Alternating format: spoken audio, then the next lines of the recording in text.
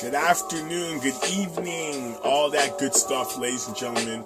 Welcome to another segment of the Genesis Podcast. I'm your host, DJ Briscoe, here live in the studio here in the 66666. What's happening, people? I'm just here doing my thing once again. This is my second episode, official episode. Just want to thank all those who have supported, who have been looking out, here in the six or around the world. So this is a live podcast here. Sponsorships, there is none. The only sponsorship is through myself here, through Beat Fact Music, which is my little label. Beat Fact Music. That's BEATFAKMUSIC @gmail.com. Any questions, concerns, I will put that under the podcast that will be officially released on YouTube. So check that out. Forgive me, I got a little bit of a cold, so if you hear me sniffing, it's because I'm trying to breathe a little bit. But otherwise, all is blessed. All is. Let's start this up. All right. So let's start this up. So first order of business. I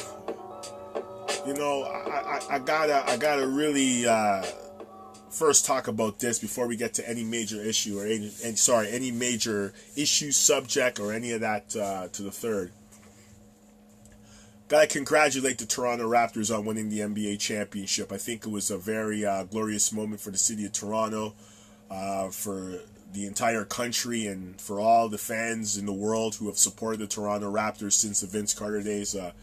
I was surprised, growing up in Toronto, because I grew up being a Knicks fan, but, especially when Vince Carter came on the scene, how many fans in the States supported the Raptors because of Vince Carter. So for those fans out in the States, for those fans right here in the Six, all across the province, all across the country who have supported the Toronto Raptors through the thick and thin, congratulations, the championship belongs to you. I gotta say, and especially shout out to my mom, who's been a long time Raptor fan for the last 20 plus years. She supported them. She's watched their games. I've taken her to games. So big shout out to the Raptors.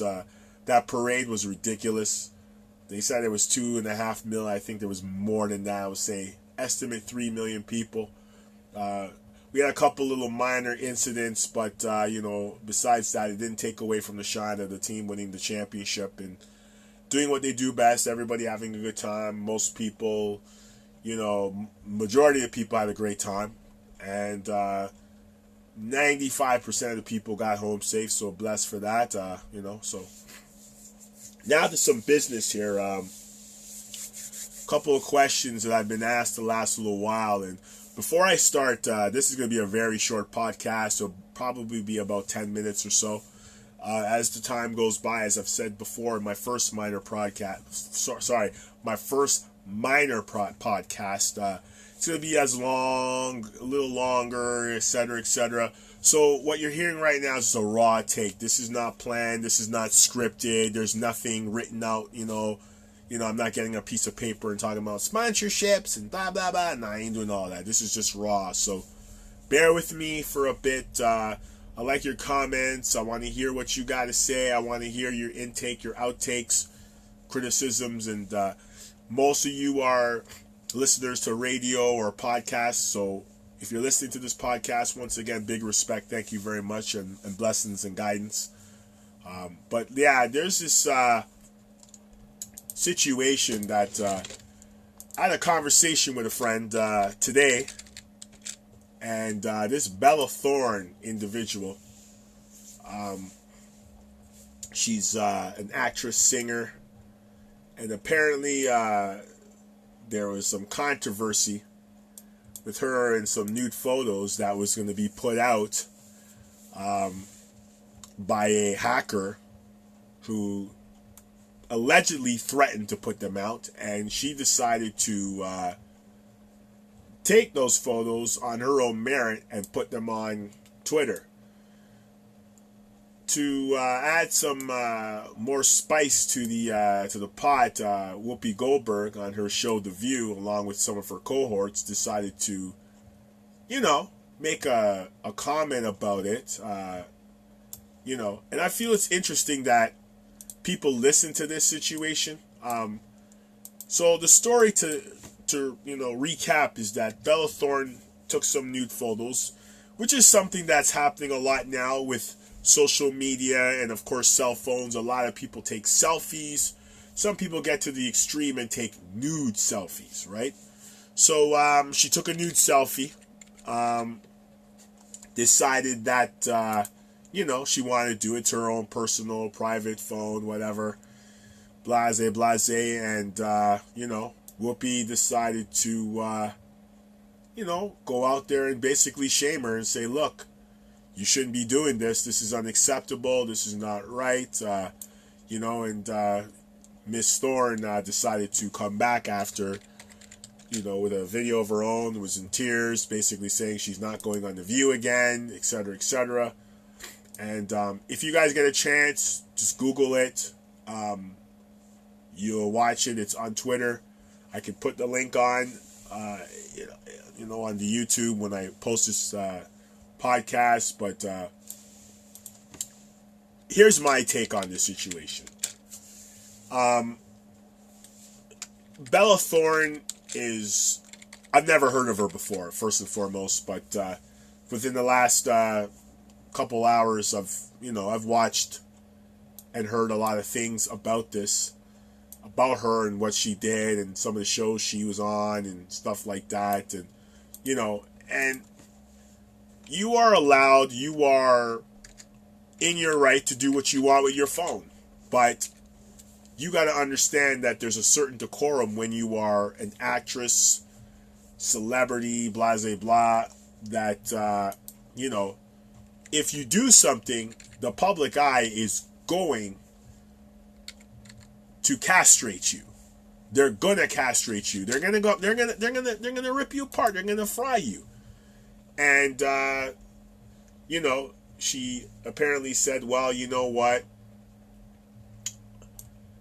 Hacker threatened me, and I decide I'm gonna post these pictures. And you're gonna get roasted for it. When you do something like that, you're gonna get roasted. I don't care what anyone says. You're gonna get roasted. You're a celebrity. People know you. People see you. People listen to you. You're gonna get roasted. So,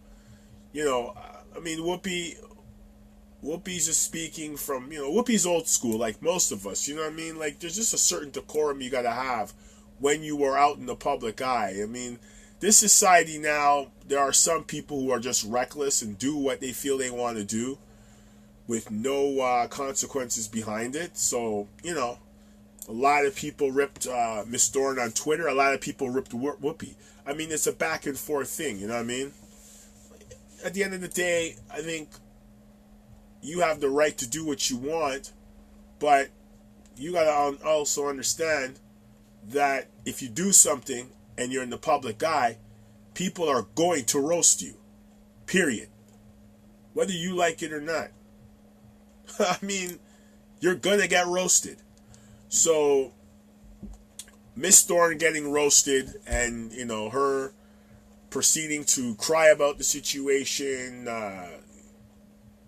and just basically pour her soul out and basically justify the fact that she posted the photos to,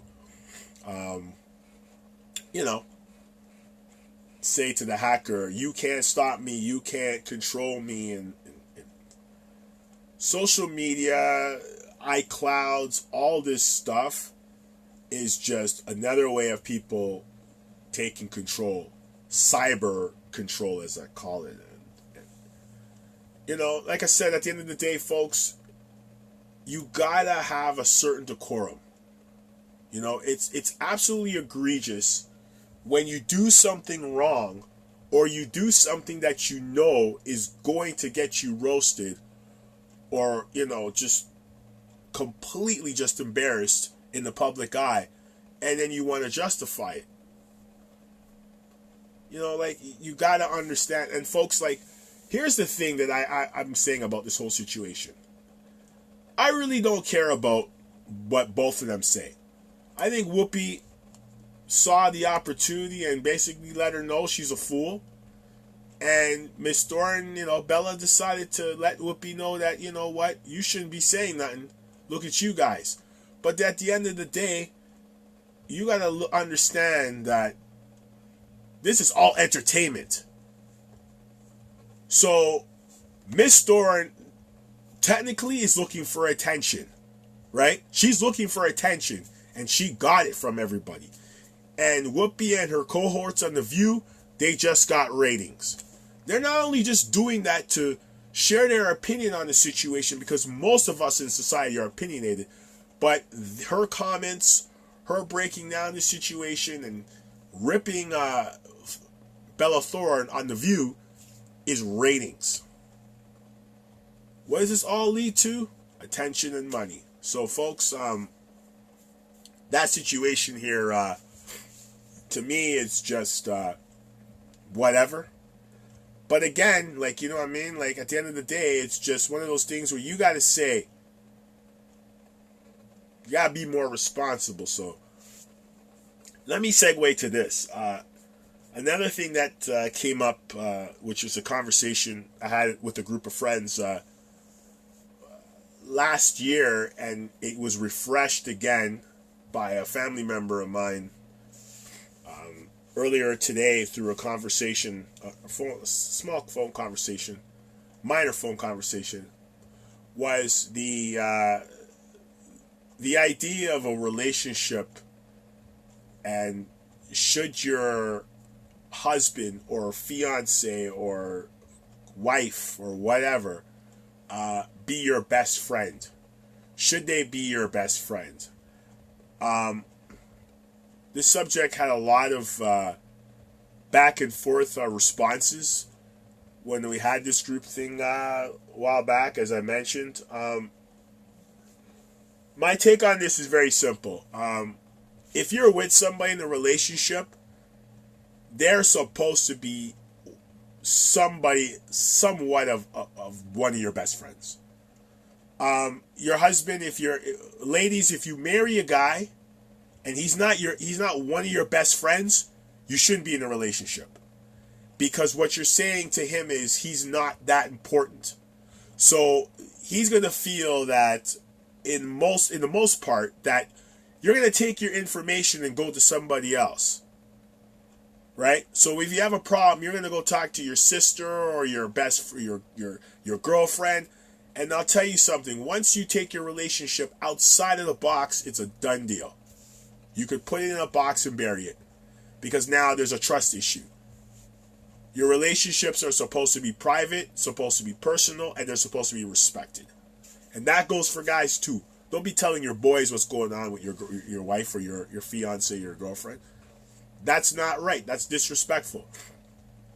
So, like I said, at the end of the day, my view on it is your mate is supposed to be one of your best friends. I've heard a lot of people say, oh, I got my girlfriends, or I got my dude as my best friend and my boys. Your marriage is not going to last.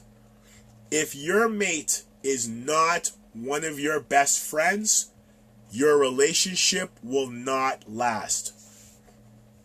Anybody out there who listens to this podcast want to bet me? I challenge you. Because most of my friends who are married, their mate is one of their best friends or their best friend. Period. I've heard a comment from somebody in a conversation earlier in the year.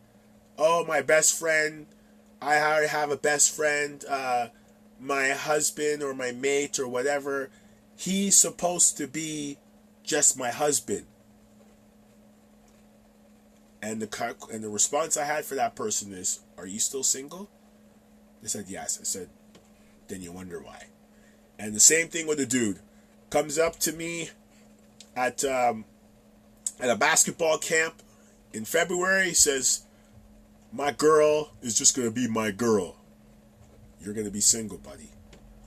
I mean, it's just like, so folks, like, at the end of the day, you are going out there to make something happen. Make something special. A relationship is supposed to be special. It's supposed to be a team effort. It's supposed to be a union. It's supposed to be something that could just get to a new level. So if it's not that case, you should not be in one. I'm not a relationship expert. I'm just a realist.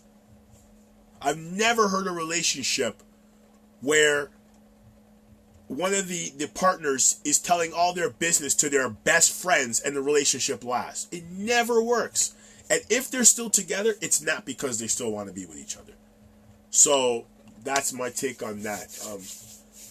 But on that note, this is, like I said, this is going to be a short podcast. This is another demo, raw cut. I'd like to thank everybody who's about to listen to this podcast, or who has listened to this podcast. I'm about to release it. It'll be out very quick soon. It'll be available on YouTube. I'll pass it on to Genesis Podcast. Any questions or any formal concerns or anything like that, beatfactmusic.com, which will be under the link. So, like I said, folks, thank you very much. This is the Genesis. This is how my view is. And ladies and gentlemen, once again, thank you. And talk to you soon. The Genesis has just begun. In the 66666.